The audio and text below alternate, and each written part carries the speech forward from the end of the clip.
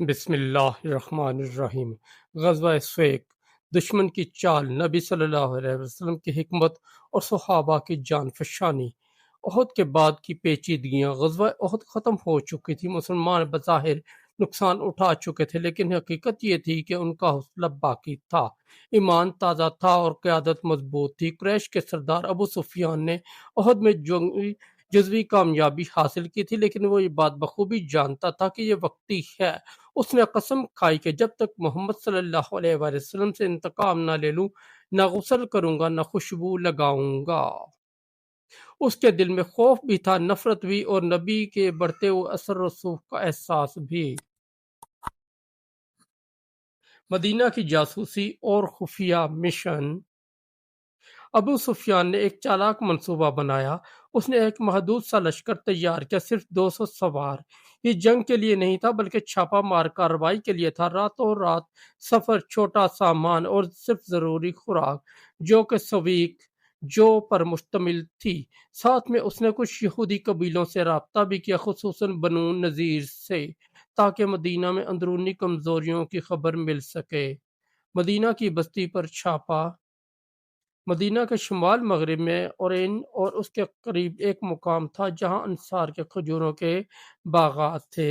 ابو سفیان نے اچانک رات کے اندھیرے میں وہاں حملہ کیا، 2 انصاری صحابہ کو شہید کر کچھ کھجوروں کے درختوں کو جلا کر نشان عبرت بنانے کی کوشش کی۔ پھر وہ جلدی سے فرار ہوا، لیکن اس کا مقصد صرف یہ تھا کہ وہ اپنی قسم پوری کرے اور مسلمانوں کو خوف زدہ کرے۔ مدینہ میں خبر اور نبی صلی اللہ علیہ وآلہ وسلم کا رد عمل۔ فجر کی اذان ابھی ختم ہی ہوئی تھی کہ خبر مدینہ پہنچی۔ یا رسول اللہ صلی اللہ علیہ وآلہ وسلم، ابو سفیان نے حملہ کیا ہے، ہمارے انصاری بھائی شہید ہو چکے ہیں۔ نبی کریم نے ایک لمحہ بھی ضائع نہ کیا۔ آپ نے فرمایا، اللہ کے دشمن نے بزدلی کا مظاہرہ کیا ہے، ہم اس کا تعاقب کریں گے۔ آپ نے فوراً صحابہ کرام کو تیار ہونے کا حکم دیا۔ صرف وہ لوگ ساتھ لیے گئے جو سفر کے لیے مکمل تیار تھے، تقریباً 200 صحابہ، جن میں شامل تھے حضرت علی بن ابی طالب، حضرت عمر بن خطاب، حضرت زبیر بن عوام، حضرت مقداد بن اسود، حضرت ابو دجانہ اور دیگر مشہور مجاہدین۔ صحابہ کی تیاری اور ولولہ۔ یہ کوئی عام لشکر نہیں تھا، ہر صحابی کے دل میں غیرت، ایمانی وفاداری اور بدلہ لینے کا جذبہ تھا۔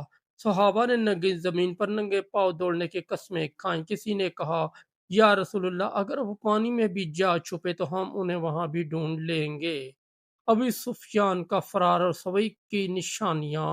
ابو سفیان کو جب اطلاع ملی کہ محمد صلی اللہ علیہ وآلہ وسلم تعاقب میں ہیں، وہ ہڑبڑا گیا۔ اس نے فوراً اپنے سواروں کو حکم دیا کہ ہر چیز جو وزن بڑھا رہی ہے پھینک دو۔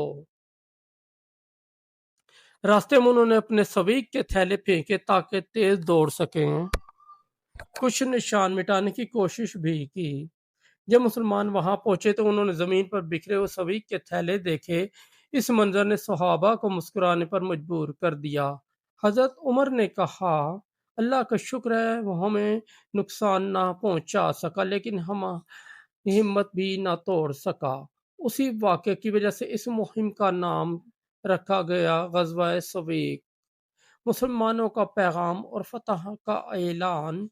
اگرچہ اس غزوہ میں کوئی بڑی جنگ نہ ہوئی، مگر مسلمانوں نے ایک واضح پیغام دیا، ہم غافل نہیں، ہر سازش کا جواب دینے کو تیار ہیں۔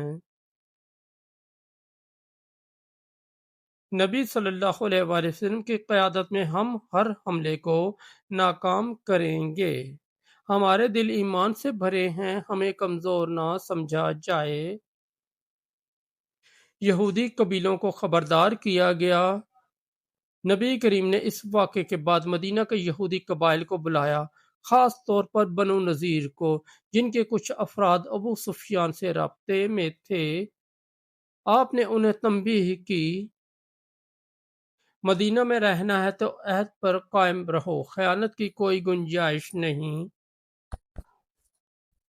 یہ وہ وقت تھا جب مدینہ میں سیاسی کشیدگی بھی شروع ہو چکی تھی اور منافقین بھی سر اٹھانے لگے تھے۔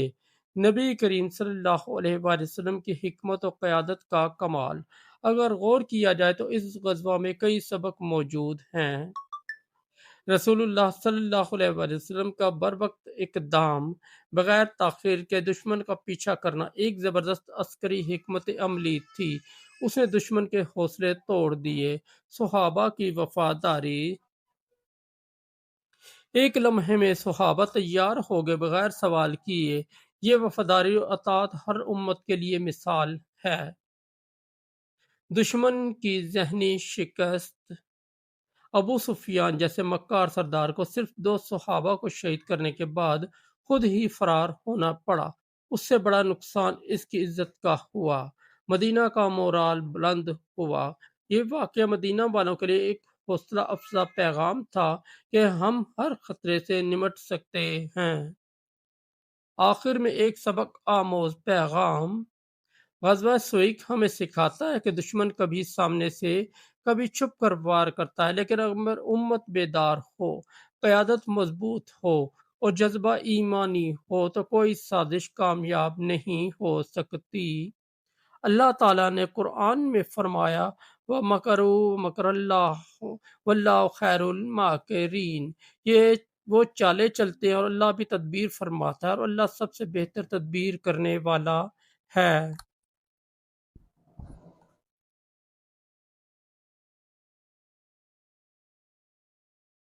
دوستوں اگر آپ کو ہماری اسٹوری اچھی لگی تو ہمارے چینل کو سبسکرائب کر دیں، اس ویڈیو کو لائک اور دوستوں کے ساتھ شیئر کر دیں۔ بہت شکریہ۔